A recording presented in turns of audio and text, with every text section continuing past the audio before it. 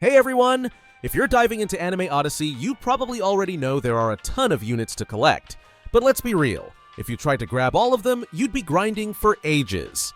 So how do you know which ones are actually worth your time and which ones you can skip? Well, that's exactly what we're here for. In this video, we're breaking down the ultimate Anime Odyssey tier list, showing you the absolute must-have units that'll carry you through any challenge, and pointing out the ones that, well, you might want to pass on. Now, whether you're a newbie just figuring out the ropes or a veteran looking to optimize your dream team, this tier list has got you covered. We've done the hours of testing, so you don't have to. So, sit back, relax, and let's get into the best units in Anime Odyssey. From the top tier powerhouses that'll lead you to victory to the not so great picks that are best left in the dust. Ready? Let's jump right in. I'm quickly moving on to the video, and I'm ranking units in Anime Odyssey. Before we start, if you enjoy these types of list videos, don't forget to like the video and subscribe. Enjoy watching. The units in this tier are, in order from top left to bottom right, Zenu, Nezuka, and Sanjay. Alright, so let's dive into the absolute bottom tier of Anime Odyssey units. The ones that might make you think, why are they even in the game? We're talking about the D tier units that are barely worth the roster space. First up, we have Zenu. He's got a line AoE, which sounds promising, right? But don't let it fool you. Sure, he's cheap to place and upgrade, but as an epic unit, he's seriously underwhelming. And when you compare him to other rares like Vegeta, it's almost embarrassing. You can place up to 4 of him, but honestly, it's 4 times the disappointment. Then we've got Nezuka. This one's got a circle AoE, which is nice for coverage, and her placement cost isn't too bad.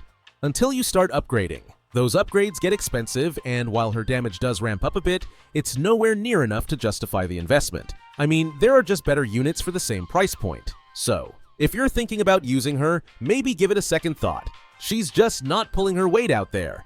And then there's Sanjay. If you've ever wanted a unit that makes you question your life choices, Sanjay is your guy. He's cheap to place and upgrade, yes, but that's about where the good news ends. His damage output is so low, you're practically just wasting slots.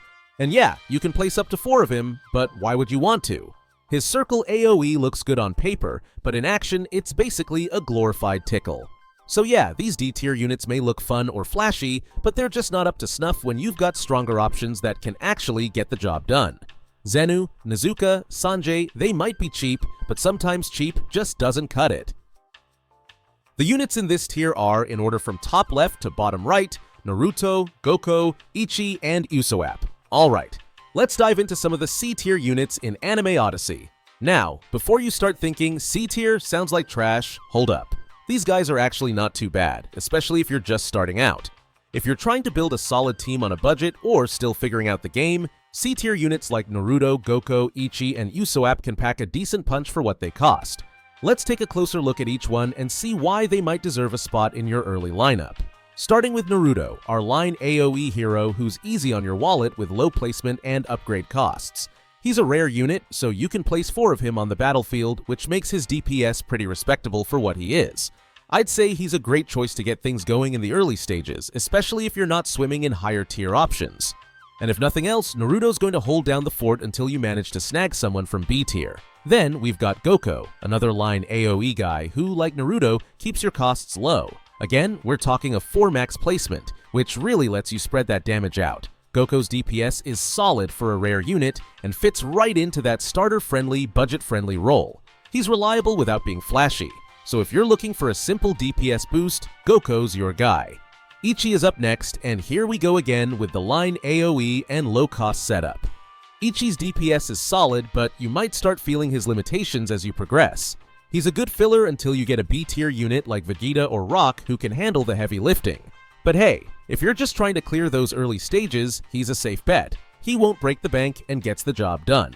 Finally, let's talk Usopp, our one and only rare air unit. Now, this guy is a bit different, because while his placement cost is easy, his upgrades can get surprisingly pricey for a C tier. If you've got a unit like Kizora hanging around, you're probably not going to pick Usopp. But if he's all you've got in the air unit department, then he'll do the job until you find a stronger replacement. So yeah, these C tier units aren't game changers by any means, but they're not just throwaways either. For a starter lineup, they can hold their ground and give you the foundation you need to make your way to the B and A tier heavyweights. The units in this tier are, in order from top left to bottom right, Rock, Killua, and Vegeta. Alright, let's talk about some of the hidden gems in Anime Odyssey, the B-tier units that can make a surprisingly strong impact, especially early on.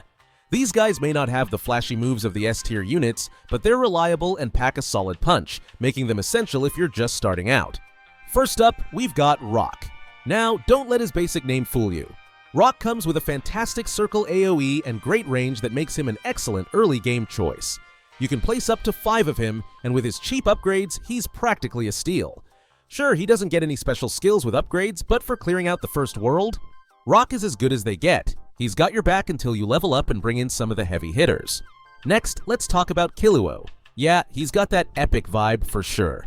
Killua is just fantastic when it comes to early DPS. He's a 4 max placement unit with a medium range circle AoE. His placement and upgrade costs are so low that he almost feels like cheating.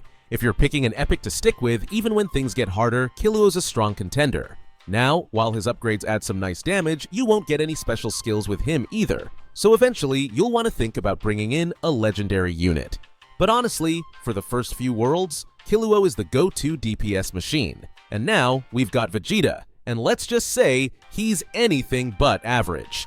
With a 6 max placement and medium range circle AoE, Vegeta can dominate when deployed smartly. His initial placement is cheap, but those upgrades, they get pretty pricey. However, you won't feel the burn because this rare unit's power is well worth the cost. Imagine 6 Vegetas on the field. Yeah, it's basically an army in itself. His upgrades may put a dent in your resources, but the payoff is absolutely worth it, especially in those early waves. So, if you're looking to build a solid team without spending all your resources on S-tier or legendary units, these B-tier picks are surprisingly good. Rock, Killua, and Vegeta might not have the flashiest moves, but for any Anime Odyssey newcomer, they're the solid foundation you need to start crushing those early levels. Give them a shot. You'll be glad you did. The units in this tier are, in order from top left to bottom right, Kizora, Orwin, and Sharky. Alright, let's dive into some of the A-tier units in Anime Odyssey. These guys are the real deal if you're looking for powerhouses that can hold their ground, but need a bit of strategy to truly shine. Get ready, because we're talking about Kizora, Orwin, and Sharky, each bringing their own unique flair to the battlefield. First up, let's talk about Kizora. This guy has a wicked circle AoE, and with 4 placements, his DPS is genuinely impressive. At upgrade 5, he unlocks the Light Strike, and oh boy, does it pack a punch. But here's the catch. The Light Strike effect is blinding. Literally. It's like a flashbang that nukes enemies but messes with your screen, so keep that in mind if you want to spam it.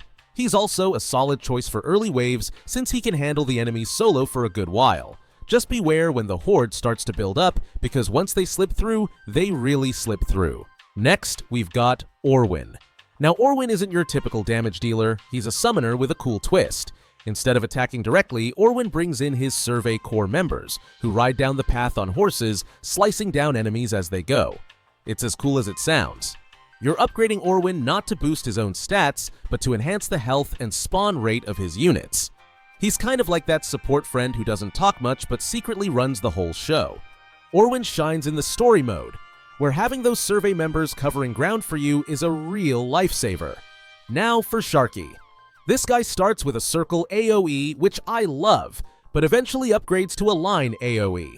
That line AoE might be a hit or miss depending on your playstyle, so be careful with where you place him. Sharky has that reliable legendary status with average placement and upgrade costs, making him a great option early on. Just watch out for his SPA, seconds per attack. It's on the slower side, so if a crowd starts closing in, he might start feeling the pressure. Like Kizora, Sharky's fantastic early game, but as the enemy waves build up, you'll need to manage his positioning like a pro to avoid getting swarmed. So there you have it, 3 A-tier units with tons of potential but also some quirks to master. Kizora's a solid frontrunner with a bit of a flash problem, Orwin's like the ultimate sidekick you didn't know you needed, and Sharky's the versatile powerhouse that's awesome if you play him smart. The units in this tier are, in order from top left to bottom right, Agony and Speedcart. Alright, let's dive into some of the heaviest hitters in Anime Odyssey, the S-tier units. When you're up against a wave of enemies and things are looking dicey, these guys can truly pull you out of the fire. I mean, first up, we've got Agony. Now, Agony isn't just a name, it's the absolute feeling he delivers to your enemies. His circle AoE means he's hitting groups of enemies at once, which is already fantastic. What makes him even better is the almighty push at upgrade 5. This attack alone has saved me in so many tight spots, pushing back and clearing enemies like a boss.